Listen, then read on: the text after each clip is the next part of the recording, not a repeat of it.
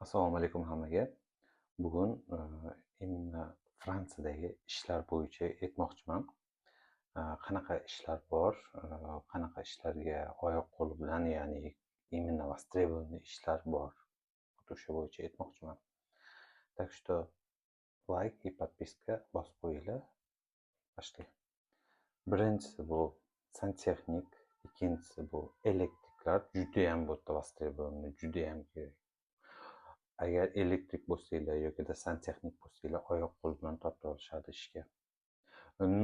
No bitta narsa bor, tilni bilishinglar shart. Хотя B2 fransuzskini bilishinglar kerak bo'ladi. O'shandan keyingina ishga olishadi.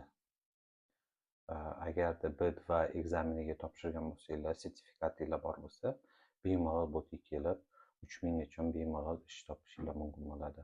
Bu 3000 degani naqd pul olasizlar o'sha. Ya'ni 3000 deganda bu o'sha qani olib tashlaganda naloglari o'sha olib tashlagandan keyin naqd o'sha 3000 olasizlar. Ya'ni toza 3000 ni olishinglar mumkin bo'ladi. O'shaning uchun bemalol kelishinglar mumkin bo'ladi bu yerga. No, sizlar agar santexnik bo'lsanglar, elektrik bo'lsanglar, mana bu B2 tildan tashqari, sertifikatdan tashqari sizlarda yana дополнительный sertifikat bo'lishi kerak, что sizlar rostdan ham santexniksizlar, rostdan ham elektriksizlar degan sertifikat olishinglar kerak bo'ladi. Вот. Agar o'sha sertifikat sizlarda bor bo'lsa, o'sha bemalol o'sha sertifikat bilan bu yerga kelib ishlashinglar mumkin bo'ladi. Любой joyga ishga oladi, любой joyga.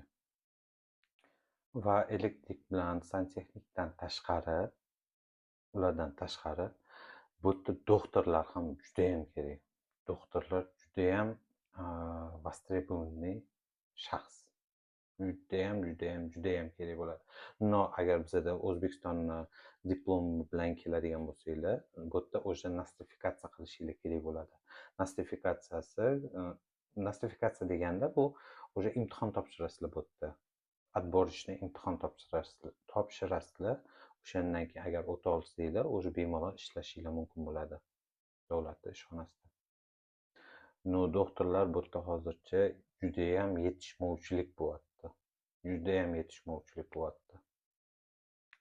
Agar medbrat, medsestra yoki doktor yoki vrach bo'lib keladigan bo'lsanglar, bu yerda o'sha B2 topshirishinglar kerak bo'ladi yoki S1 ekzamenini topshirishinglar kerak bo'ladi. Chunki sizlar o'sha patsient bilan ishlaysizlar.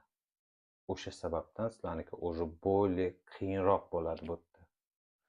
No, agar o'sha mana shu ekzamenlarni topshirib, полностью nostrifikatsiya qilganinglardan keyin bemalol yashab ishlashinglar mumkin bo'ladi bu yerda. Agar kimga qiziq bo'lgan bo'lsa, like bilan podpiska bosib qo'yinglar. Keyingi o'sha temalarda qanaqasiga pravaga o'qisa bo'ladi bu yerda yoki bizani pravamiz bu yerda o'tadimi, yo'qmi, o'shalar bo'yicha aytib chiqishim mumkin. Undan tashqari yana qanaqa востребованный ishlar bor bu yerda. O'shalarni ham to'liqroq tushuntirib berishim mumkin bo'ladi.